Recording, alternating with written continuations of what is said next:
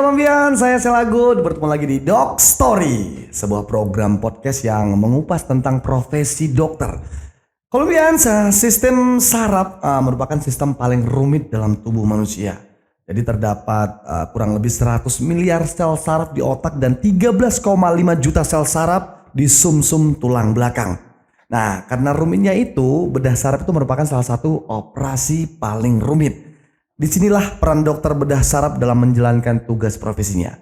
Namun, seiring dengan kemajuan teknologi, tingkat keberhasilan bedah saraf juga dapat ditingkatkan. Nah, langsung aja di hadapan saya kali ini ada dokter spesialis bedah saraf yang berpraktik di Rumah Sakit Khusus Bedah Columbia Asia Semarang. Dan langsung aja nih dia, selamat datang Dr. Rizky Yulianto, spesialis bedah saraf di Doc Story Columbia Asia. Luar biasa dokter. Sehat dok? Alhamdulillah. Sumringah sekali dok ya? Oke, luar biasa ya, walaupun di tengah kesibukan beliau ya menangani beberapa operasi yang notabene bedah saraf adalah operasi yang sangat sulit dok ya. Menyempatkan waktu untuk bisa hadir di Doc Story ini juga luar biasa. Ini sebuah pencapaian buat kita dan tim juga dok. Terima kasih sekali lagi untuk hadir di Doc Story dok. Dok, mungkin sebelum kita berbicara banyak seputar bedah saraf ya dok ya. Mungkin kalau bener gak sih dok tindakan paling rumit itu adalah bedah saraf? Paling rumit ya relatif ya sebenarnya. Okay. Karena kalau misalnya nih saya nih kebetulan saya belajarnya kan bedah saraf ya. Kalau saya suruh ngerjain kasus yang lain gitu ya mungkin akan lebih rumit buat saya. Okay. Itu kan relatif ya. Tapi memang mungkin memang bisa dibilang itu salah satu yang memang cukup rumit dibandingkan bedah yang lain. 100 miliar sel ya dok ya. Iya. Sampai segitu dok ya. Istilahnya waduh luar biasa. Dan mungkin kalau kita ngomongin dokter sendiri sampai dengan sekarang ini sebenarnya dari kecil motivasi menjadi seorang dokter tuh apa sih dok? Nah ini mungkin nggak mungkin ada sebagian teman-teman itu yang memang dari kecil udah kepengen jadi dokter. Betul. Gitu. Kalau saya sih enggak sih sebenarnya. Jadi agak berubah nih dulu ya. Ya. Jadi waktu kecil saya suka gambar gitu ya, pengen jadi arsitek gitu. Tapi kayaknya gambarnya juga nggak pinter-pinter banget, nggak bagus-bagus banget gitu kan. Jadi berubah pikiran gitu. Terus pas SMA tuh suka tentang komputer gitu kan. Wah kayaknya IT gitu ya, ya. Kan. Kayaknya pengen masuk inilah teknik lah gitu kan. Tapi terus berubah pikiran lagi gitu. Berubah pikiran lagi. Terus akhirnya pengen coba masuk ke dokteran. Walaupun waktu itu juga pas awal kebetulan kan waktu dulu ada pilihan pertama, pilihan kedua gitu ya. Saya masuk pilihan pertama kedokteran, pilihan kedua teknik. Ternyata yang diterima yang pilihan pertama yang kedokteran. Kedokteran dok ya. Akhirnya sudah kita jalanin. Ternyata ya asik juga, seru juga gitu kan. Sampai dengan sekarang ini ya dok ya. Itu waktu dokter umum dulu. Tapi memang untuk yang kalau bedah sarafnya, memang waktu saya lagi waktu sekolah dulu kuliah, memang udah mungkin karena ketertarikan saya akan komputer sebelumnya kali ya. Mungkin yang mirip-mirip kali ya. Masih gitu ya. relate lah dok ya. Iya bener ya. Jadi ibaratnya kan otak itu kan komputernya tubuh kita nih gitu. Jadi mungkin juga gara-gara itu saya memang sudah berminat sekali tentang otak dan saraf waktu selama saya masih sekolah gitu, sama masih sekolah. Dulu waktu kuliah tahun berapa kalau boleh tahu dok? 2002. 2002 ya? Iya, kuliahnya ya. Itu berapa tahun sampai dengan lulus dok? Kuliah kedokteran kan 4 tahun kuliah, kemudian 2 tahun profesi ya, 2008 lulus. Tapi kemudian lanjut sekolah spesialisnya tahun 2012.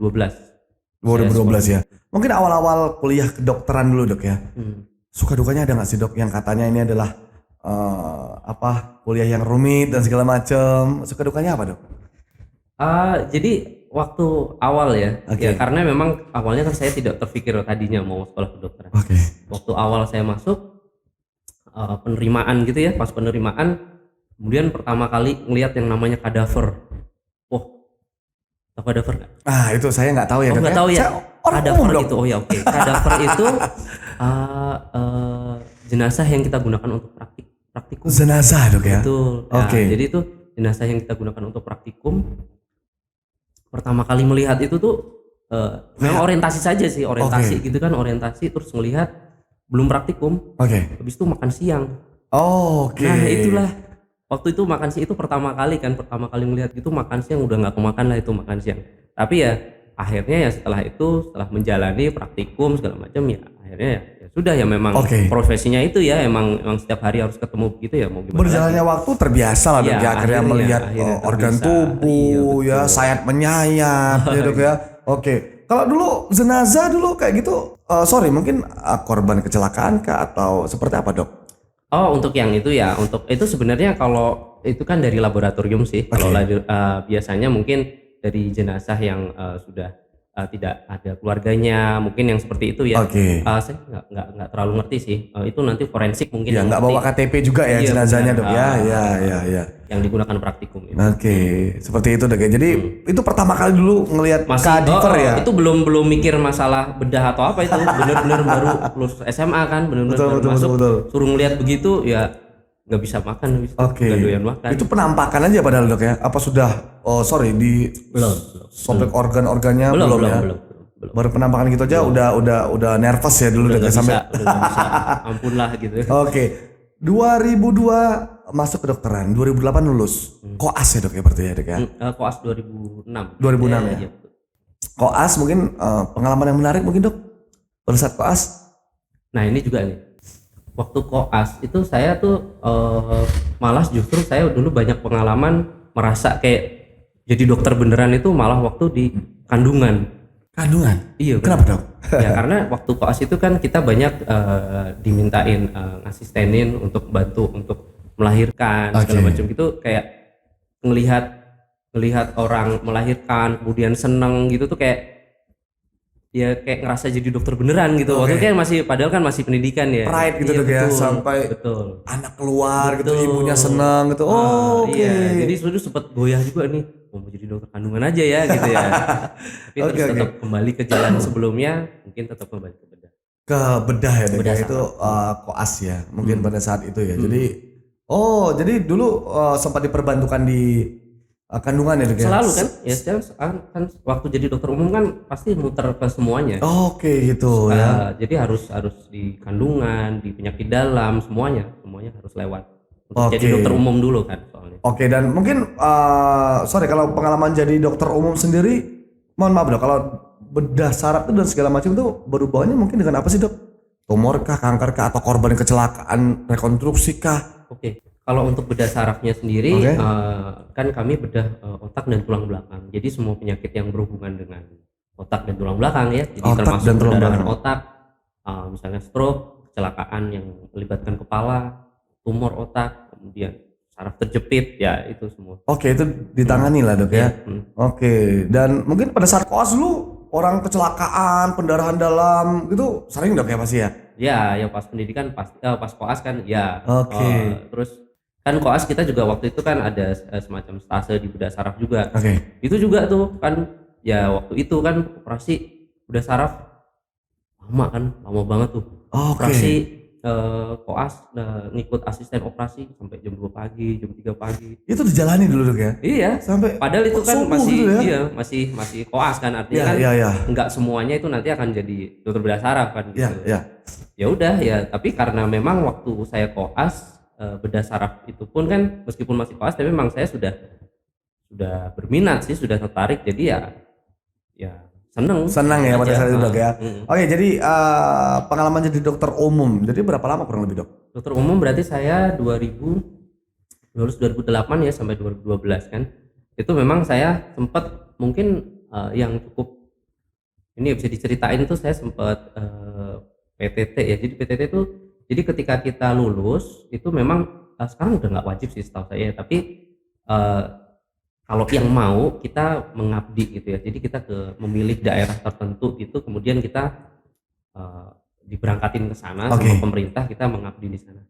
Dulu saya milih yang sangat terpencil, kemudian di mana Dok kalau boleh tahu Dok? Nah, karena dulu saya sekalian jalan-jalan, dulu saya milih itu Raja Ampat. Asik, Raja Ampat sekalian jalan-jalan. Ketahuan kan? Niatnya ketahuan. Iya, makanya. Oke. Setidaknya kalau di sana gimana paling enggak jalan-jalannya dapat lah. Iya, kalau boring tinggal jalan ke pinggir dapat gitu kan. 2009 saya di sana. Enggak lama sih memang. Oh, sempat di Raja Ampat berarti Dok ya? Iya. Berapa tahun kalau boleh tahu? Kan kan memang kewajibannya hanya 6 bulan waktu itu. 6 bulan karena, dok ya. karena memang itu area yang sangat terpencil. Area yang sangat terpencil waktu itu kewajibannya hanya 6 bulan. Tapi itu 6 bulan yang luar biasa sih menurut saya di sana. Banyak pengalaman yang didapat di sana dok ya. Iya, pengalamannya sih pengalaman macam-macam sih, bukan sekedar pengalaman medis ya, tapi di sana kan memang benar-benar sangat terpencil ya tempat. Ini 2009 ya, sekarang mungkin udah banyak berubah, udah 14 tahun berarti ya. Itu di sana waktu itu memang saya ditempatkan di tempat yang nggak ada listrik, Nggak ada listrik dok. nggak ada sinyal. Wah, Jadi ya berarti kalau orang ke sana dok, tolong Iya. dok.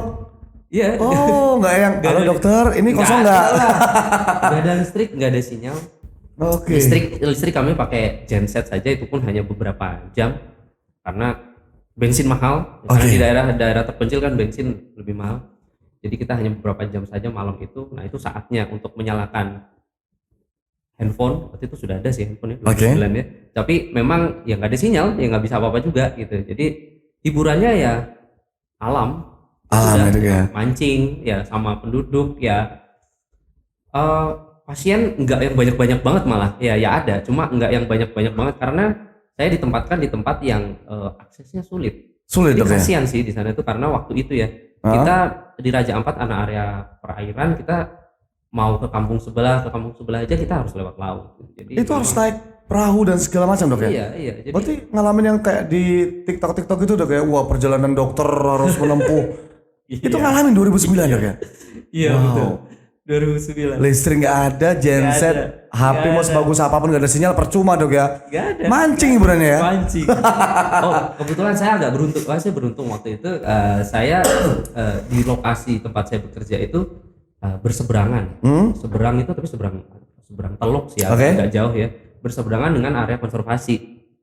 Di situ ada poskonya konservasi gitu kan. Jadi saya kalau boring saya ajak, karena saya nggak bisa dayung sendiri, saya takut hanyut. Saya ajak anak-anak kampung. Akamsi lah ya. Iya betul. Kita nyebrang ke area konservasi, kita pinjem alat snorkeling gitu-gitu, udah kita nyebur di situ.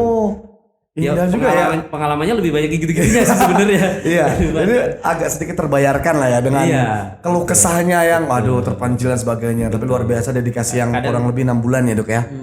Oke. Dan sampai akhirnya ya dok ya memilih spesialisasi bedah saraf tuh yang tadinya akhirnya galau gara-gara dokter kandungan apa saraf nih. Nah akhirnya ke saraf dok yang notabene katanya sulit ya dok ya.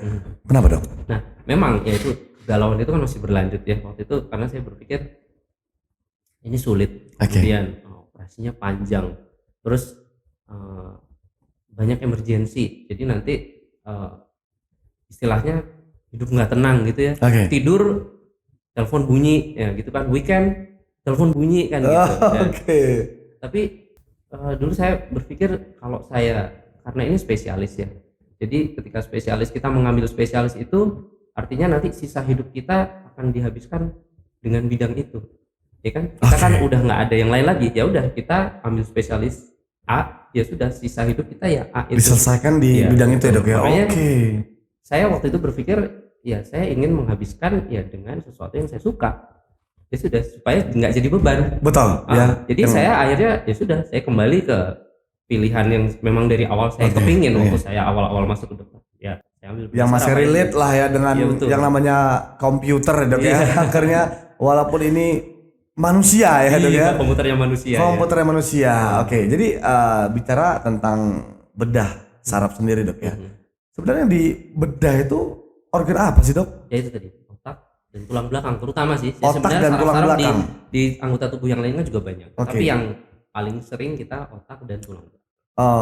Mungkin ya dari kanker, tumor dan sebagainya tadi yang dijelaskan dok ya. Ada kelainan-kelainan juga di otak itu ya. Jadi untuk range umurnya dari anak bayi pun sampai lansia sudah pernah ditangani dok ya? Iya, ya kan sejak ada penyakit-penyakit yang diderita oleh bayi ya, bahkan bayi baru lahir ketika karena dia ada masalah dengan otaknya, misalnya hidrosefalus ya, penumpukan cairan itu baru lahir. Kayak hidrosefalus itu juga bagian dari dokter ya? Dasar. Kemudian sampai yang usia lanjut, misalnya tumor sekarang nggak selalu usia lanjut, stroke misalnya, kemudian jepitan saraf di tulang belakang, ya itu semua.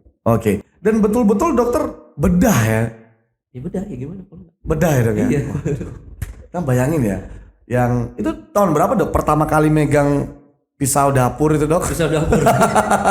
Membedah otak dan sebagainya itu, ingat ya dok tahun berapa dulu dok? Apa nih pendidikan? Pertama kali megang mungkin pendidikan jenazah atau Kalau jenazah kan sebelum kita apa-apa juga baru semester 2 udah megang ya? untuk praktikum. Oke, kan. pasien pertama dulu ingat ya dok? Waktu, ayo kamu ngerjain nih. Oh, waktu sekolah berarti. Ya, Iya, ya ingat. ingat ya dok ya? Ya Itu saya ingat.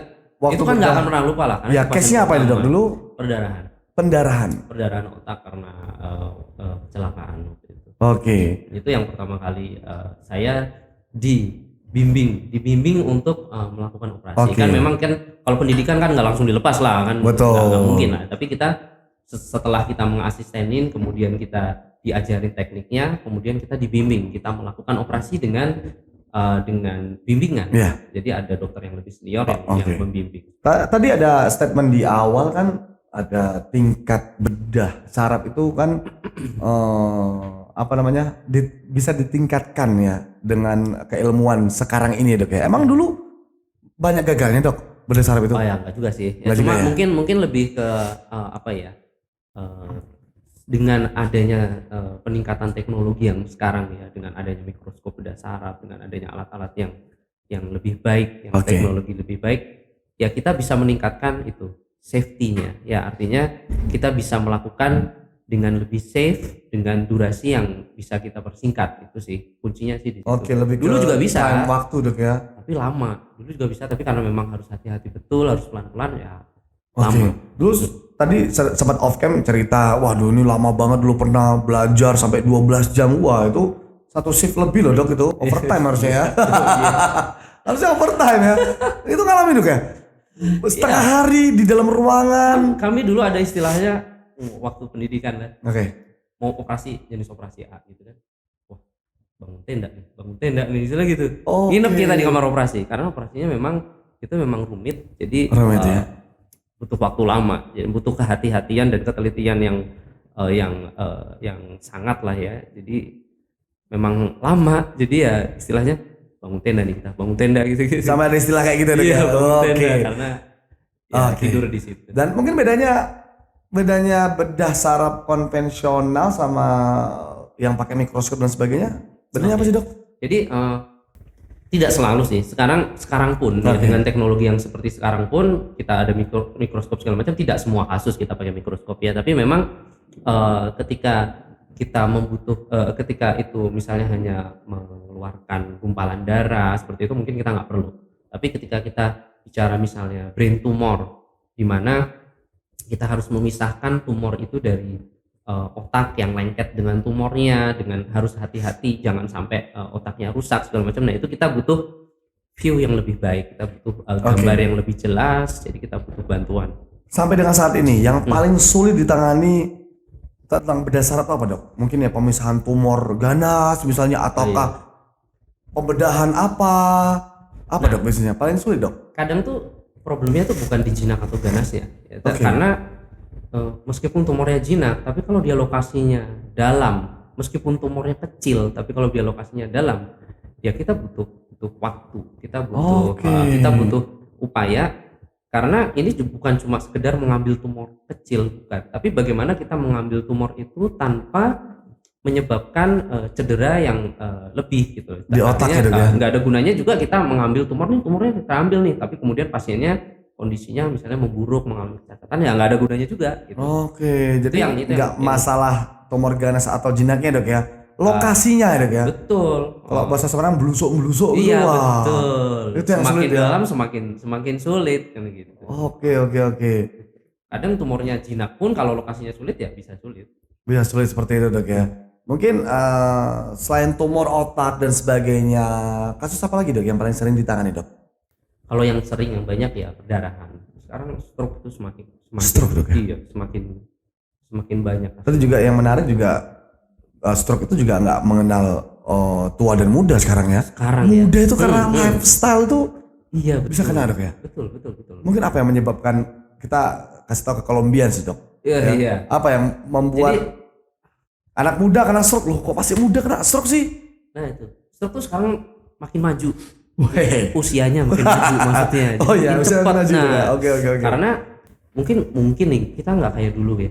Artinya kalau dulu kalau sekarang nih kan apa-apa gampang gitu, apa-apa gampang ya. Jadi kita aktivitasnya jadi berkurang, kemudian akses untuk makanan-makanan yang mungkin kurang sehat Betul. juga jadi lebih mudah kan gitu ya. Jadinya itu membuat penyakit-penyakit yang harusnya datangnya nanti saat usia tua, dia datang lebih cepat. Datang lebih cepat. Iya itu.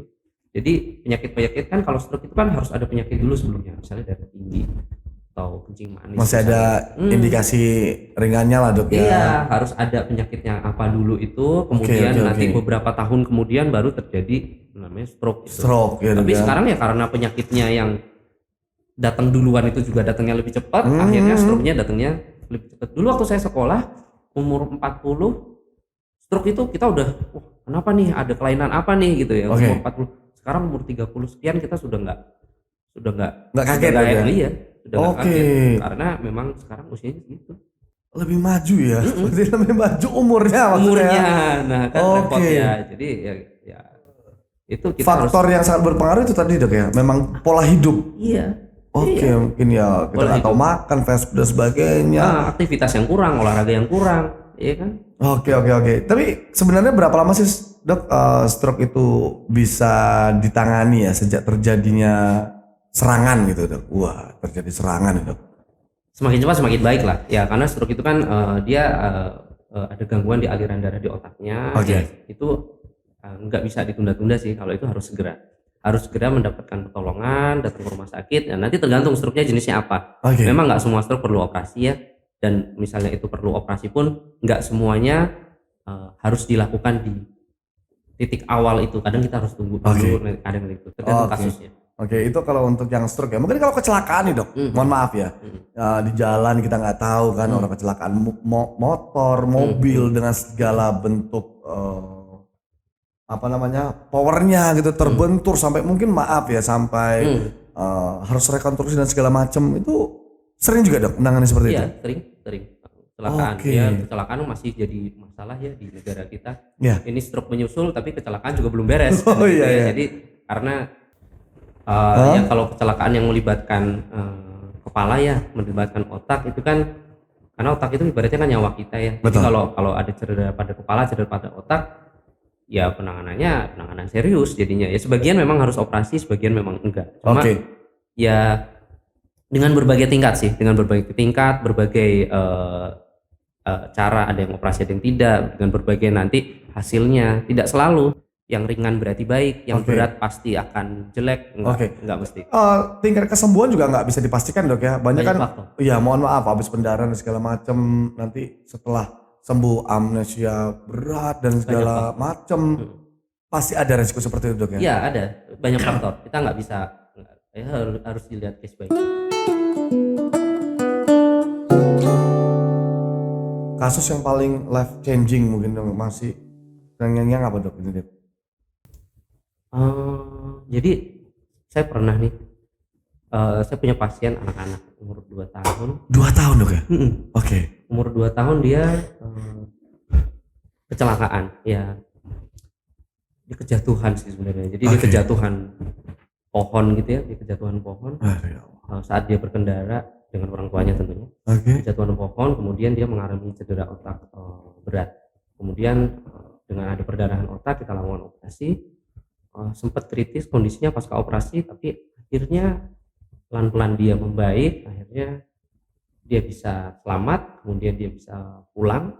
Kemudian memang ada gangguan ya, ada kecacatan seperti itu, tetapi pelan-pelan kecacatannya kemudian sudah mulai dengan terapi ya, akhirnya sudah mulai membaik. Sampai sekarang ini dok? Komunikasinya membaik, itu apa ya, buat saya tuh mes gitu ya dok ya? Iya, karena memang kan nggak semua seberuntung itu ya. Ya kita kan cuma bisa berupaya ya. Berupaya, kita berikan pertolongan. Tapi memang nggak semua bisa survive sebaik itu. Yang ini saya seneng banget sih ngelihatnya. Sampai dengan hari ini masih hidup ya dok ya? Masih hidup ya. Walaupun dengan ya mungkin cacat motorik dan segala macam itu ada dok ya pasti ya. Sudah minimal sekali sekarang. Mungkin karena masih anak-anak ya. Jadi dia lebih recovery-nya lebih baik. Lebih cepat juga dok ya. Jadi membahagiakan sekali gitu, menyemangati sekali gitu. Oke, itu menjadi motivasi Iya, dokter betul. juga ya. Si ibu waktu itu ya datang dengan waktu kontrol gitu, datang dengan membawa apa namanya Macam-macam gitu dok iya, ya. Oh iya, ubu rampe gitu ya. begitu. Oh ya, oke, udah saya terima kasih gitu kan. Saya bawa pulang, di rumah saya buka ada surat. Surat dok. Iya, ada surat. Di Oke. situ intinya dia sangat berterima kasih gitu ya. Walaupun memang selamat nyawa itu tuh bukan dari saya ya. Betul, gitu kan. betul. Tapi di situ ada kata-kata yang benar-benar bikin saya terima kasih telah menyelamatkan nyawa anak saya. Itu saya rasanya lihatnya tuh gimana ya? Sampai sekarang masih terngiang dok ya. Oke, Jadi oke.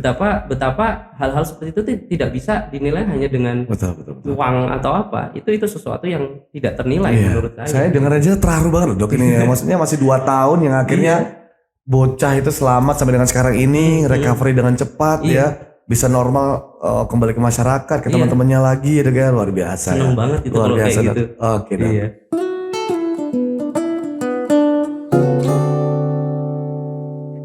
Dok, tadi kan ngobrolin soal dokter PTT di Raja Ampat, 6 bulan tanpa listrik, pakai genset, punya HP nggak ada sinyal. Aduh. Suka traveling dok ya berarti dok ya? Traveling suka sih sebenarnya. Suka, oke. Cuma ternyata situasi ini ya, karena kan jadinya milihnya dokter bedah saraf nih ya. Oke. Tadi kan saya bilang nih, tidur telepon bunyi, Oke. weekend telepon bunyi. Jadi ternyata jalan-jalan nggak semudah itu jadi akhirnya. Oke, Nggak jadi nggak semudah itu ya? Jadi kita kalau mau jalan mau apa ya kita mesti atur-atur, Oke. atur sama temen gimana supaya tetap harus ada yang standby gitu. Jadi Betul. emang nggak bisa jauh-jauh juga. Ngatur waktunya bareng keluarga, bareng temen, Nah, kolega itu gimana dok? Kita kalau jalan jarang sih jalan yang bareng-bareng temen rombongan gitu oke. ya kalau pergi semua terus nanti siapa yang Wah, iya iya iya. jadi paling jalan paling saya sama keluarga ya, kita nggak pernah yang sampai jauh-jauh banget sih, enggak sih. Paling sering tuh kebetulan kita di Semarang ya, paling sering escape Jogja dekat, nah gitu. Itu Oke. kalau itu sih sering sih escape itu aja, escape kecil lah Oke. gitu. Tapi kalau yang sampai jauh-jauh banget kan butuh planning. Short trip lah ya dok ya. Kalau kita ngomongin hobi dok, waduh selain ngoncek-ngoncei gitu dok. Itu bukan hobi kalau itu. Pekerjaan. Hobi itu adalah pekerjaan yang dilakukan saat waktu luang. Oke, Nah, nah, ya. ada hobi nggak dok? Nah, hobi tadi kan saya kecil Oke. suka gambar nih, tapi Betul. ternyata nggak bakat amat gitu ya. Jadi ya gambar-gambar tapi nggak terlalu lah. Terus dulu sempat suka musik, tapi musik Ngeband dok. Oke. Dulu nih mantan. Megang apa dok? Megang semuanya yang bisa dipegang. Oke. Iya, sempet jadi anak band tapi ya perjalanan circle makin kecil nggak ada temennya main. Iya. Bisa main-main nggak? Mainnya. Oh Band-band. gitu dok ya. Iya. Mending band-bandan dok ya. Iya, band-bandan. Oh, iya. Jangan dok, mending dokter aja dok. Oh, iya, oke. Saya juga anak band juga mending dokter Oh, aja. iya. Oke. Enakan dokter. Musik ya. tapi ya paling main-main sendiri aja, sudah nggak kayak dulu. Dulu kan sempat ya waktu kuliah sempat mungkin main di kafe kecil-kecil gitu. Oh gitu Sempat. dok ya? Ya sempat udah dulu. sempat reguleran dong berarti ya. Dulu sempat. Gitar, bass, drum, piano, main semua dok ya. Luar Mana biasa yang banget. bisa. Wah ini kan artnya di situ dok. Makanya akhirnya kebedah. Iya kan, Saraf ya. ini kan. Nyambung ya. Sense of artnya kan ada dok. kali ya, mungkin Iya, mungkin secara nggak langsung kan saya juga menilai beberapa dokter tuh pastinya punya nilai seni yang tinggi dok. Saya Iya. nilai ya karena aduh ini berhubungan dengan organ, berhubungan dengan analisa, bagaimana memutuskan dengan cepat gitu. Musik yang disukai apa dok? Ini dok? Saya tuh dulu ya istilah saya Rock kah, jazz kah? pemusik tanpa aliran. Jadi apa yang enak didengar ya asik Oke. aja. Mau campur sari, Oke. mau punk pop, ayo aja. Ayo gitu ya, yang penting masih easy listening lah ya. Masih bisa didengerin oke. Oke, dan sampai dengan sekarang ini berarti 2000 berapa tadi? 2002 ya dok ya? Sekolah ya 2002. Sekolah 2002 sampai dengan sekarang ini ya mengabdikan diri untuk masyarakat juga, bedah saraf dan tulang belakang ya. Mungkin cita-cita dok yang mungkin masih belum kesampaian sekarang, ada nggak sih dok goals bersama keluarga kah atau ada nggak sih dok? Pingin jalan-jalan sebenarnya sih. Jalan-jalan. Iya, pingin artinya apa ya? Tadi sih saya bilang kan untuk hobi itu kan dilakukan di waktu luang gitu. Oke, Jadi oke. saya kepingin bagaimana supaya nantinya itu saya lebih bisa atur waktu ya, bisa atur waktu bekerja, artinya mengabdi, bertugas ya. Itu kan bertugas, soalnya itu kan bukan sekedar bekerja yang jam 9 jam 5 pulang, nggak kayak gitu, tapi kita bertugas. Tapi bagaimana juga saya tetap bisa ya menikmati hidup, jalan-jalan kemana sama keluarga, apa menikmati. Sampai dengan sekarang ini memang waktu masih banyak tersita lah ya Dok ya. Iya. Betul-betul untuk pengabdian kepada masyarakat juga Dok ya. Bertugas ini namanya tugas gimana. Oke. Dok, mungkin harapan dokter ya terhadap profesi bedah saraf kedepannya gimana nih Dok?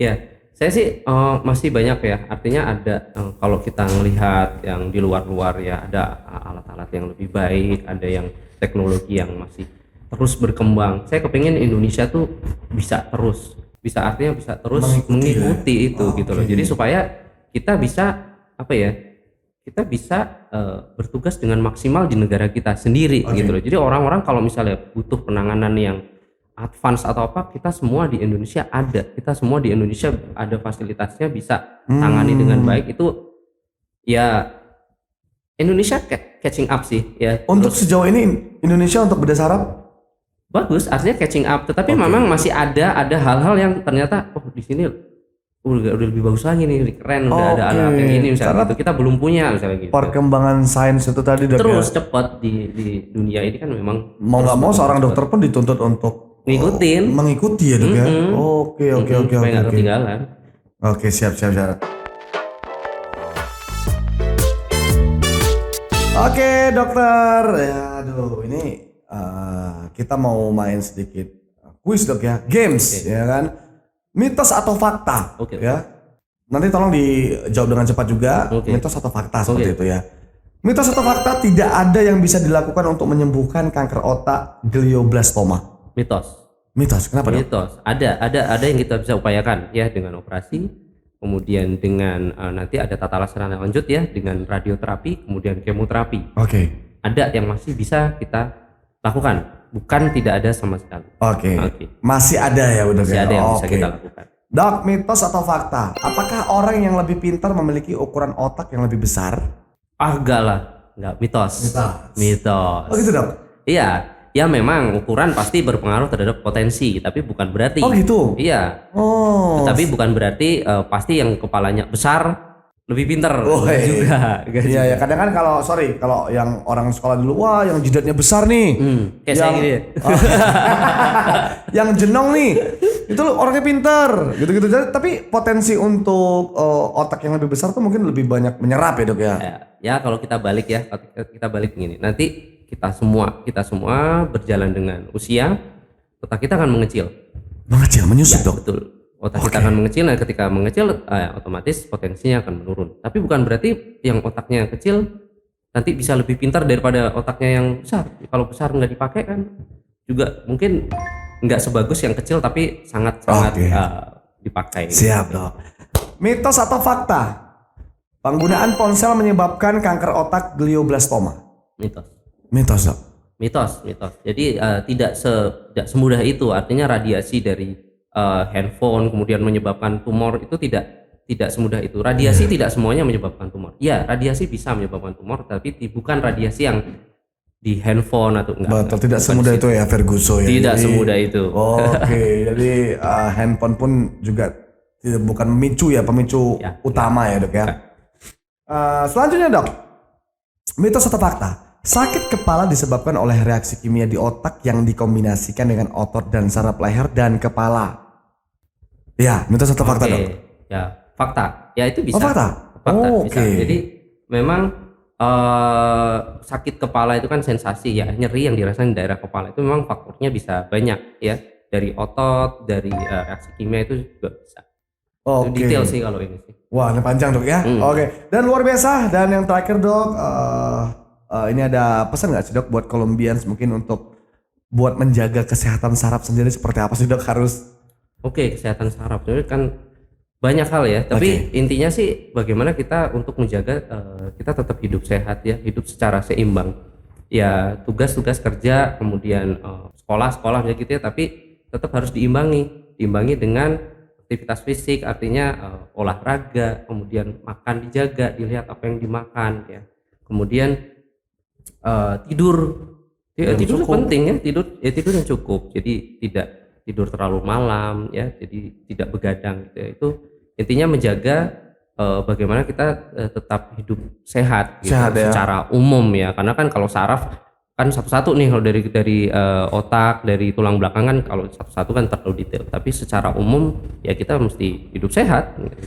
Oke, luar biasa sekali lagi dokter ya.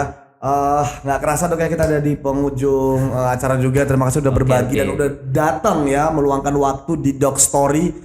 Luar biasa tadi, bercerita banyak sekali dan menginspirasi kita semua. Dan pastinya buat Colombians ya. Jadi wawasan tentang kesehatan saraf ini luar biasa sudah kita dapatkan juga dari Dokter Rizky ya. Dan kita bisa mengenal dokter ya, yang tadinya ternyata pernah ke Raja Ampat ya. Iya, Ya barangkali malah karyawan sini nggak ada yang tahu ya kan. Ternyata dokter suka jalan-jalan, traveling ya kan. Oke, dan luar biasa pastinya. Sekian dari saya selaku undur diri dan sampai bertemu lagi di episode Doc Story selanjutnya. Jangan lupa like, comment, subscribe, dan share channel RS Columbia Asia Indonesia. Salam sehat.